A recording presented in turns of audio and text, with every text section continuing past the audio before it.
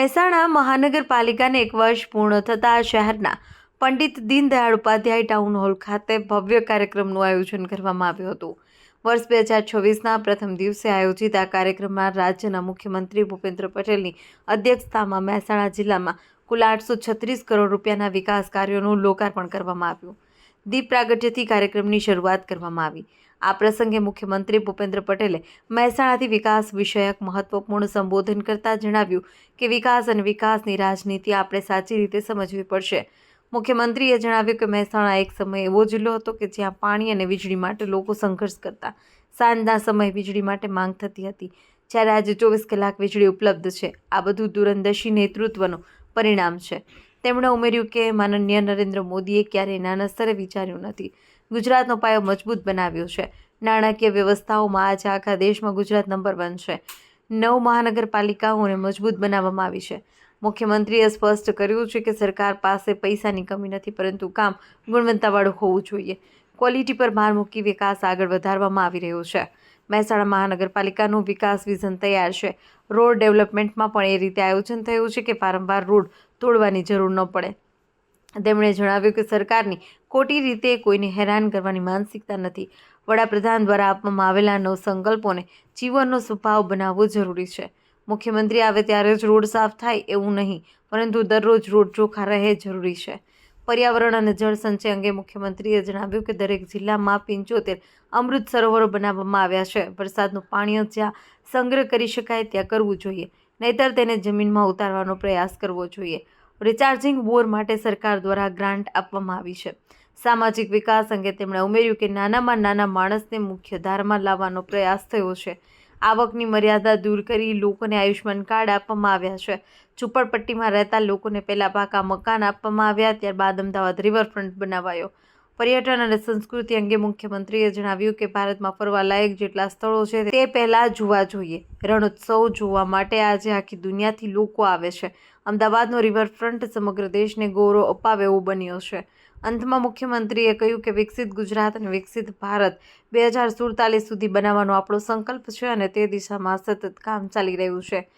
મહેસાણા મહાનગરપાલિકા ખાતે યોજાયેલા આ કાર્યક્રમમાં મોટી સંખ્યામાં જનપ્રતિનિધિઓ, અધિકારીઓ અને નાગરિકો ઉપસ્થિત રહ્યા હતા। ચેતન પટેલ, મહેસાણા।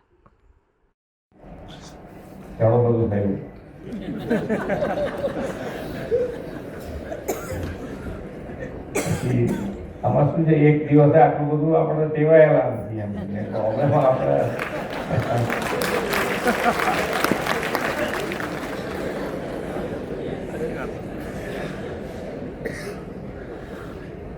પણ ખૂબ સારું મને એટલું લાગ્યું છે કે બધા શાંતિથી સાંભળે છે। છેક સુધીના બધા જોઈન થયેલા હોય એવું બહુ ઓછું હોય, બાકી તો બધા આયા હોય, બેઠા હોય। અમુક જણાને કે કેમ બેઠો છું, તો કે મારે આ ચાદર લઈને જવાની છે એટલે બેઠો છું, બાકી છે।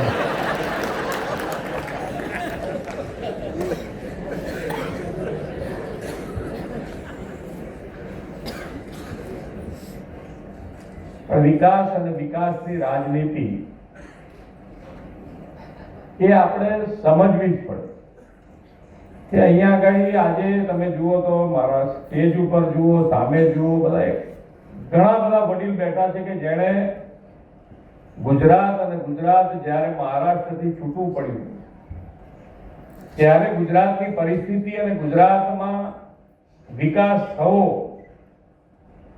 એટલો મુશ્કેલ છે કે લોકોને એમ લાગતું હતું કે આ ગુજરાતનો વિકાસ જ કેવી રીતે થશે। એક બાજુ દરિયા કિનારો આટલો લાંબો, એક બાજુ મોટું રણ, ડુંગરો, એ બધાની વચ્ચે આખું ગુજરાત અને ગુજરાતમાં વિકાસ કેવી રીતે થવો એ જ મુશ્કેલ હતું। અને ઘણા દાયકાઓ સુધી આપણે જોયું કે ગુજરાતનો વિકાસ થયો પણ નહીં। એક પટ્ટો જે વિકસ્યો એ હાઈવે વિકસ્યો, બસ એનાથી વધારે આગળ વધી જ ના શક્યા। જેણે પણ વિચાર્યું એ સિટી પૂરતું વિચાર્યું, નાનું વિચાર્યું। જ્યારથી માન્ય નરેન્દ્રભાઈને સેવા દાયિત્વ મળ્યું, ગુજરાતના મુખ્યમંત્રી બન્યા, અને એ પછી એમની પાસેની રજૂઆત, અને રજૂઆત પણ અહીંયા આગળ મહેસાણા તો પાણી અને લાઇટ બંને માટે મુશ્કેલી વાળું આખો જિલ્લો. તો લાઇટ એમ કે વાળું ટાઈમેની માગણી કરતા બધા અહીંયા ઘણા બધા વડીલો છે, અમે બધા સાંસદ પૂર્વ સાંસદો બધા બેઠા છે, બધાએ ખાલી એટલી જ રજૂઆત કરતા કે ભાઈ વાળું ટાઈમે અમને લાઇટ આપવાનું, બીજું તો બધું ચાલશે. એની જગ્યાએ માન્ય નરેન્દ્રભાઈએ 24 કલાક 365 દિવસ વીજળી આપી ગામે ગામ. અને એમના હંમેશા એમણે કીધું છે કે જે પણ હું વિચાર્યું છે નાના સ્કેલમાં નહીં હોય. તમે નરેન્દ્ર મોદી સ્ટેડિયમ જોઈ લો કે સરદાર વલ્લભભાઈનું સ્ટેચ્યુ જોઈ લો, એકતા નગરમાં કોઈ વસ્તુમાં એમણે કોઈ એવો સ્કેલ નથી રાખ્યો કે જેમાં તમે નાનું વિચાર્યું જ નથી. અને એમણે ગુજરાતનો પાયો એવી રીતે મજબૂત બનાવ્યો કે ફાઇનાન્શિયલી પણ પૈસા પણ એકદમ મજબૂત પાયો રાખ્યો છે કે આજે પણ નાણાકીય વ્યવસ્થાપનમાં આખા દેશમાં ગુજરાત નંબર 1 પોઝિશન ઉપર છે. 2005માં જ્યારે શહેરો અને શહેરોનું ડેવલપમેન્ટ, આજે અહીંયા આગળ આપણી મહાનગરપાલિકા બની છે. ગયા વર્ષે આ જ તારીખે આપણે જાહેરાત કરી 9 મહાનગરપાલિકાઓ આપણે નવી બની. પણ જે મહાનગરપાલિકાઓ બનાવી હતી પહેલા અને જે શહેરીકરણ વધતું જતું હતું, કારણ કે બધા જ નજીકના મોટા શહેરોમાં રોજગારી માટે પહોંચી જતા, કારણ કે નહીં લાઈટ નહીં પાણી, ગામડે રહીને ખેડૂતે વિચારો કરે છે, પાણી ના હોય તો ખેડૂતમાં કેવી રીતે ઉભો રહે. તો એ બધા શહેરીકરણ વધતું જતું હતું. અને શહેરીકરણ વધતું જતું તો શહેરીકરણ વધવાના કારણે પણ મુશ્કેલીઓ વધે. પણ સાહેબે એને પણ ઓપોર્ચ્યુનિટીમાં ફેરવ્યું અને 2005માં શહેરી વિકાસ વર્ષ તરીકે ઉજવ્યું અને 7500 કરોડ રૂપિયાની ફાળવણી એ વખતે 5 વર્ષમાં શહેરોમાં કરી. 7500 એનું બજેટ કેટલું હતું ખબર છે? શહેરી વિકાસનું બજેટ એ વર્ષનું 500 કરોડ રૂપિયા હતું અને 7500 કરોડ રૂપિયા એ વખતે આ શહેરી વિકાસ વર્ષ અંતર્ગત 5 વર્ષમાં શહેરોમાં વાપરવા માટે એમણે પાડ્યો. અને એ જ પરંપરા આપણે આ વખતે પણ ચાલુ રાખી અને એ બજેટ આજે શહેરી વિકાસનું બજેટ 30,000 કરોડ રૂપિયા છે. 30,000 કરોડ. તો આ વખતે પણ આપણે શહેરી વિકાસ વર્ષ ઉજવી રહ્યા છીએ. અને એની અંતર્ગત આપણે ફાઇનાન્શિયલ અત્યારે પૈસા અને પૈસાની દ્રષ્ટિએ કેપિટલ ખર્ચો કરવાની વાત આવે તો સરકારને કોઈ એવી તકલીફ નથી. પણ મુદ્દો એટલો છે કે ભાઈ આપણે જે પણ કામ કરીએ, અમે દરેક જગ્યાએ કીધું છે કે ભાઈ આપણે જે પણ કામ કરીએ એ ક્વોલિટી વાળું કામ હોવું જોઈએ. ક્વોલિટી વાળું કામ ના હોય તો એ નહીં ચાલે, નહીં ચાલે. તમારે એના પર ભાર મૂકવો જ પડે. એમાં આપણી પણ જવાબદારી બને. ઘણા અહીંયાથી ક્યાંક ને ક્યાંક રીલ બનાવી મૂકતા હોય તો એનો પણ આપણે નેગેટિવ શેના માટે લેવાનું રીલ કે ભાઈ આ તો હવે લોકોને ટેવ પડી ગઈ, મૂકી દે છે. નાનું ચેક કરતા વાર કેટલી લાગે કે ભાઈ આ રીલ બની છે કે ભાઈ મટીરિયલ ખોટું વપરાયું છે, ઓછું વપરાયું છે, જોઈ લેવાનું. ના હોય તો કઈ નહીં, એનું ભલે રીલ ચાલતું રહે, આપણે કઈ આનો વાંધો નહીં. પણ આપણને જોવામાં શું વાંધો કે ભાઈ કદાચ છે ખરેખર સાચું હોય તો આપણે એનો સુધારો. એટલે ક્વોલિટી ઉપર ભાર મૂકીને આપણે આગળ વધી રહ્યા છે. જે પ્રમાણે મહેસાણા મહાનગરપાલિકા અને મહાનગરપાલિકાનું જે ડેવલપમેન્ટ વિચાર્યું છે અત્યારે અને શરૂઆત કરી દીધી છે, એ શરૂઆત તમે બધાએ અત્યારે જોઈ હશે કે ભાઈ આપણે કઈ રીતે આગળ વધી રહ્યા છે.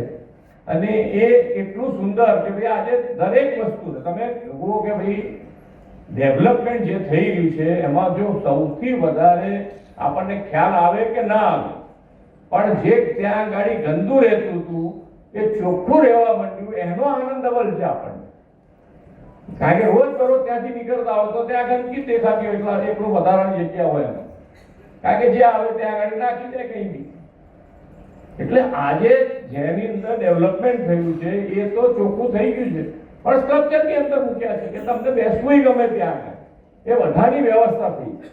અને રોડ એવી રીતે ડેવલપ કરી રહ્યા છે કે જેમાં ફૂટપાથથી માંડીને આપણી જે બી જરૂરિયાત વાળી, ધારો કે ગટર લાઈન છે, પાણીની લાઈન છે કે ઇલેક્ટ્રિસિટીની લાઈન છે, એ બધી જ અંદર ઉતરે અને એ બધી જ ફૂટપાથ વાળા પોર્શનમાં જાય કે જ્યાં ગાડી બ્લોક નાખેલા હોય.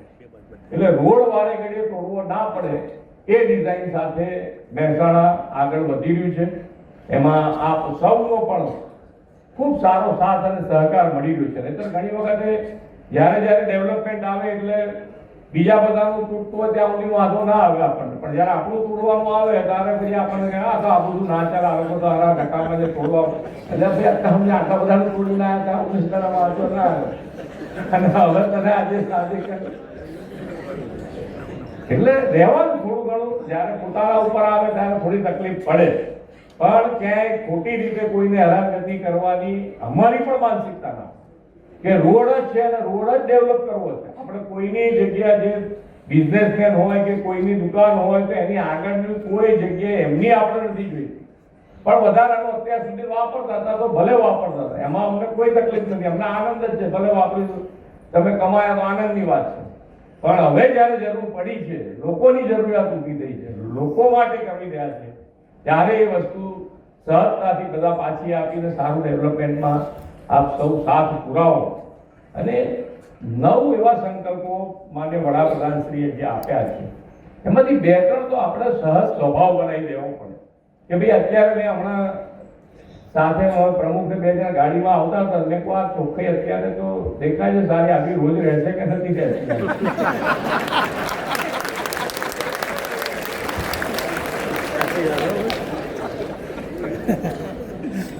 મેં દરેક જગ્યાએ કીધું છે કે ભાઈ અમે આવીએ ત્યારે ચોખ્ખું જોઈએ એવું અમારા મગજમાં નથી કે રોડ રિપેર થઈ જાય એવું અમારા મગજમાં બિલકુલ નથી. અમે કહીએ છીએ કે અમારા પહેલા કરી જ નાખો, અમે તમને ક્યાં ના પાડવા આવ્યા કે ના કરશો તમે.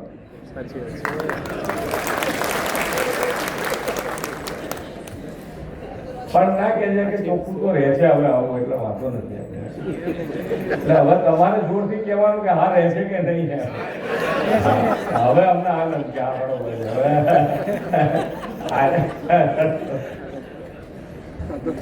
પાણીની વાત થઈ હમણાં કે સાબરમતી ઉપર આપણે ચેકડેમ બનાવીને જેટલું પાણી રોકાય એટલું રોકીએ, જેથી કરીને વરસાદનું પાણી જ્યારે વધારે આવે ત્યારે જેટલું જમીનમાં ઉતરે એટલું કરવાનું માનનીય વડાપ્રધાનશ્રીનો એક કોન્સેપ્ટ, એક એમનું વિઝન છે કે ભાઈ આજે નહીં આવતીકાલનું પણ વિચારવાનું આજથી શરૂ કરે છે. અને એટલે જ એમણે દરેક જિલ્લામાં 75 સરોવર બનાવ્યા, 75 તળાવ દરેક જિલ્લામાં બનાવ્યા. અમૃત સરોવરના નામે આખા દેશમાં દરેક જિલ્લામાં 75 તળાવો બનાવ્યા. કેમ કે ભાઈ વરસાદનું પાણી પડે, તમે અત્યારે જે પાણી વાપરો છો વાપરો, એમાં કોઈ તકલીફ નથી, જેટલો બને એટલો બગાડ ના થાય એટલું આપણે ધ્યાન રાખવું જોઈએ. પણ વરસાદનું પાણી તમે જ્યાં સંગ્રહ કરી શકો તો કરો, ના કરી શકો તેને જમીનમાં કેવી રીતે ઉતારાય એના માટેનો પ્રયત્ન થવો જોઈએ. કેચ ધ રેન અંતર્ગત માન્ય વડાપ્રધાનશ્રી આખા દેશમાં આ વસ્તુ ચાલુ કરી. ધારાસભ્યોને અમે 50-50 લાખ રૂપિયા વધારાના એના માટે જ આપ્યા છે કે આ કેચ ધ રેન અંતર્ગત એ રિવર્સેબલ બોર બનાવે, રિચાર્જિંગ બોર બનાવે. 15 બનાવ્યા છે. અહીંયા હમણાં કહેતા તેમ 7 જૂના બંધ જે બોર હતા એ ચાલુ કર્યા છે રિચાર્જિંગમાં, બીજા 5 નવા બનાવ્યા. પણ ધારાસભ્યોની પાસે પણ ગ્રાન્ટ છે, તમારે તો આંગળી ચીંધવાની છે કે ભાઈ અહીંયા બહુ પાણી ભરાઈ રહે છે તો નજીકમાં ક્યાંક સાઈડમાં એક રિચાર્જિંગ બોર થતો હોય તો બનાવી દો, તો પાણી નીચે ઉતરે એટલે પાણીની સમસ્યા બંધ થઈ જાય. એટલે એના માટે પૈસા આપેલા છે, તમારે તો આંગળી ચીંધવાની છે કે ભાઈ આવું કંઈક કરો તો આપણે શાંતિ.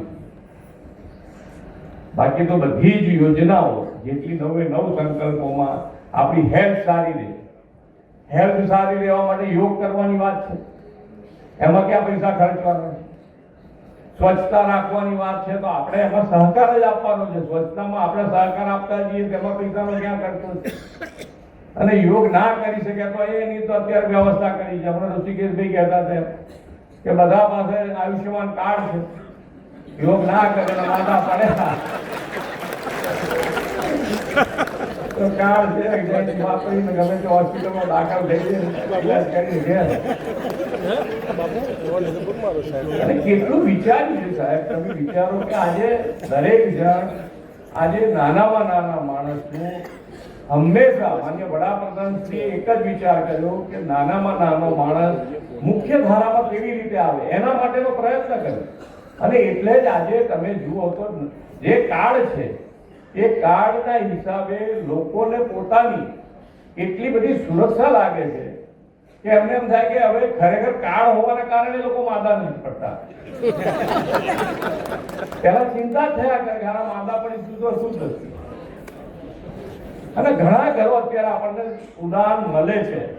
આપણી સંસ્કૃતિ એવી નથી, પણ આપણને હજુ ઉદાહરણ એવા મળે છે કે પૈસા જેની પાસે છે એ લોકોએ મા બાપની સેવા નથી કરતા. તો એના માટેનો વિચાર કરીને 70 વર્ષની ઉપરના બધાને એમાં આવકની મર્યાદા કાઢી નાખી છે. બધાને આયુષ્યમાન કાર્ડ આપી દીધા છે માનનીય વડાપ્રધાન. એટલે કોઈને તકલીફ નથી. એટલે આયુષ્યમાન કાર્ડ છે એટલે કોઈ એમાં સેવાની તકલીફ નથી. અને જેટલું ફરીએ, પેલા આપણે ફોરેન ફરવાની છૂટ છે બધાને, કોઈ ફોરેન ફરવાની છૂટ. ઘણી વખતે શું કે આમ એવી એડવર્ટાઇઝમેન્ટ આવે ને કે ભાઈ તમે અહીંયાથી બેંગ્લોર જશો તો 14,000 ભાડું, ને બીજે ફરવા જશો તો 15,000 ભાડું. એમ તો કે આરો આપણે 1,000 માં તો ફોરેન ના ફરી આવીએ એમ. પણ ત્યાં ઉતર્યા પછી કેટલો ખર્ચો થશે? ત્યાં આગળ તમે 5,000 રૂપિયા વાપરશો, ત્યાં આગળ 50,000 કે લાખ રૂપિયા બીજા વાપરશો, તારે તમારો મેળ પડશે. એ તમને મગજમાં ના આવે ને તારે. એટલે પહેલા આપણે ભારત દેશ અને ભારત દેશમાં જેટલા ફરવા લાયક સ્થળો છે ફરવા જોઈએ. ફોરેન ફરવાની કોઈ ના નથી, ફોરેન ફરવાની જ છૂટ છે, પણ આપણે પહેલા આપણો દેશ ફરવો જોઈએ. રિવરફ્રન્ટની વાત કરીને પછી હું મારી વાત પૂરી કરું. રિવરફ્રન્ટ જ્યારે અમદાવાદ અહીંયાથી બધાએ જોયો હશે, રિવરફ્રન્ટ જે બન્યો છે આજે આપણને બધાને ગૌરવ અપાવે એવો રિવરફ્રન્ટ આપણો તૈયાર. તો એ જે રિવરફ્રન્ટ છે એની અંદર નદીના તટમાં એ વખતે ક્રિકેટ રમાતું, ત્યાં ઝૂંપડપટ્ટી બહુ હતી. એટલે બધાને ઘણા બધા ફોરેન ફરી આવ્યા છે.